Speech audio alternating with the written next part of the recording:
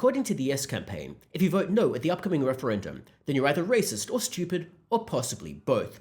So says Marsha Langton, a prominent Voice supporter, a professor, and a professional activist, in comments that are likely to come back and haunt her. She made these comments at a presentation she gave in Western Australia, where she outlined what she really thinks about the No campaign. She's quoted as saying, "Every time the No case raises their arguments, if you start pulling it apart, you get down to base racism. I'm sorry to say that's where it lands, or sheer stupidity. If you look at any reputable fact checker, every one of them says the No case is substantially false. They are lying to you." Let's just stop here and note that these fact checkers that Marsha Langton is referring to have had their own significant problems. A recent case in point has been RMIT Fact Lab. RMIT Fact Lab purported to fact check various statements from No campaigners. However, those fact checks themselves seem to be false. Not only that, the RMIT Fact Lab purported to have a certification from the International Fact Check Network, enabling it to do fact checks on Meta and flag things as potentially misinformation, when in fact RMIT's own certification had in fact expired, and that Fact Lab had come under fire for allegations of significant bias. So these fact checkers aren't exactly beyond reproach, and Marsha Langton seems to be a little bit off base by saying that reputable fact checkers have fact checked the No case, when in fact that appears to be a little bit of a furphy. Marsha Langton also talks about supposed alternatives to the Voice and how No campaigners aren't putting those up. She said, "I've asked the No voters, what would you propose as a better option? What are we to do? Go on as we are with no change? I've not heard any of them come up with a solution that would work themselves." Marsha Langton's comments, again, are very odd. It's not incumbent on the No campaign to come up with an alternative. The No voters might want the status quo, they might not. They were never asked. They were never brought along on this journey. There was no established constitutional convention. There was no normal process underlying this referendum. The No voters and people who were not on board with the Voice were never asked and brought along for the journey to come up with an alternative.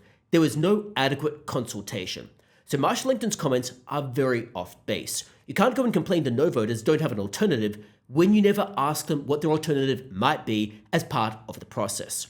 Now, Marsha Langton might be saying that individual voters don't have an alternative, and that might well be correct. However, individual voters are not politicians. Individual voters aren't being paid the big bucks to go and come up with policy. Individual voters have their own daily lives to deal with. Individual voters aren't the people who are tasked with coming up with this. They entrust their politicians to try to do a decent job to come up with a good quality proposal. And voters are clearly a little bit upset that a good quality proposal hasn't been put forth. Again, Marsha Langton's comments are off base. But nevertheless, she's revealed what she thinks about No voters. And this has been likened to Hillary Clinton's deplorables moment, where Hillary Clinton likened the vast majority of the Republican Party to deplorables, people who might be racists or bigots or simply deplorables that she would never actually get the vote of. And this ultimately cost her the vote of many, many Americans, as many Republicans or Republican-leaning voters simply wondered whether Hillary Clinton was actually referring to them, and whether Hillary Clinton was simply treating them with contempt. In this case, No voters might be wondering whether the Yes campaign is treating them with contempt. And these comments from Marsha Langton, but also the Albanese government, when they treat No voters with scorn, simply push No voters further and further away. And it's one of the core reasons for why the Voice referendum is struggling so badly in the polls. Professor Langton's comments fly in the face of some of the assertions and recommendations from people like Noel Pearson, who himself had some rather fiery, inflammatory rhetoric, but has now tried to tone this back. Noel Pearson said, "There's a great swag of Australians who are still undecided, or soft in their no, or soft in their yes. I'm finding that as long as we treat them and their questions and concerns with respect, and we attend to the outstanding questions they have in their minds, I find that people are willing to listen to the answers, and people are willing to contemplate changing their position once they have a greater understanding, a clear understanding of what we're doing with this referendum. So it's ours to win." So Noel Pearson is advising people to perhaps be a little bit more conciliatory, a little bit softer in their approach, to perhaps not castigate people for voting no or for even contemplating doing so, perhaps not calling the No campaign rife with misinformation as Anthony Albanese and Mark Dreyfus seem intent to do. Anthony Albanese, of course, seems to obfuscate and gaslight and sidestep every time questions are raised, and that's clearly not winning him any support. As I've covered previously, the Redbridge poll has gone through people's reasons for voting yes and voting no, One of the core reasons for voting no is that there aren't enough details. However, ironically enough, when people are given those details, they actually don't like the voice because they see all of the problems with it. I won't recanvass all of those problems, but it is clear that going and lecturing people and haranguing people and telling them that they're racist or stupid if they don't agree with you is not going to actually win you any votes. And people like Professor Langton should probably cool it with the fiery rhetoric if they actually hope to have any chance of winning. It is still worth unpackaging Marsha Langton's comments to go through why voting no is not racist and not stupid. And ironically, voting no could be the least of the racist options here. So let's unpackage the racism a bit first. Racism involves discriminating against people on the basis of race. That can involve taking rights away, or conversely, it can involve giving special privileges on the basis of race, which almost tautologically involves taking rights away implicitly from people who don't get those special privileges. So say we're looking at The Voice. Well, The Voice gets significant funding and significant access to one category of people on the basis of race.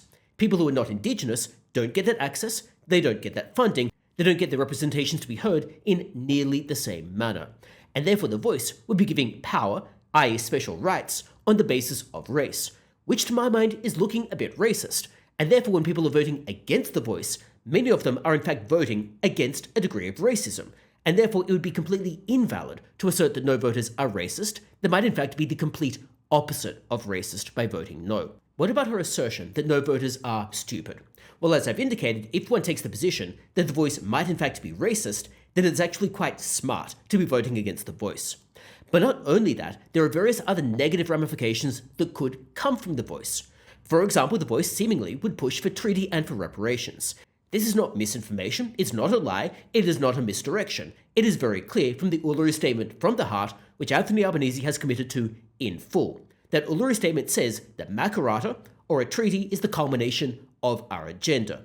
An article written by Megan Davis and George Williams specifically says that without Voice, a treaty is in danger. They're specifically indicating that The Voice would lead to a treaty. And therefore one has to ask, what might a treaty involve? Well, it could involve financial settlement, or reparations, or so-called compensation. And therefore, if you're voting yes to The Voice, well, you're voting yes to an increased probability and an increased risk of a treaty and compensation or financial payment being made. And therefore, it could be quite rational to vote against The Voice because The Voice could ultimately cost you money, in addition to the other issues that The Voice inherently has with it. And therefore, people might be entirely rational to vote against The Voice. Indeed, two of the most prominent Voice detractors, two of the most prominent voices in the No campaign, are Indigenous themselves. That is Jacinta Nampijinpa-Price and also Warren Mundine. Both of them are Indigenous and both of them are campaigning against the Voice referendum. And therefore Marsha Langton's assertions seem to be rather misplaced. But do let me know your thoughts in the comments below. I'd be interested to hear what you think about Marsha Langton's comments.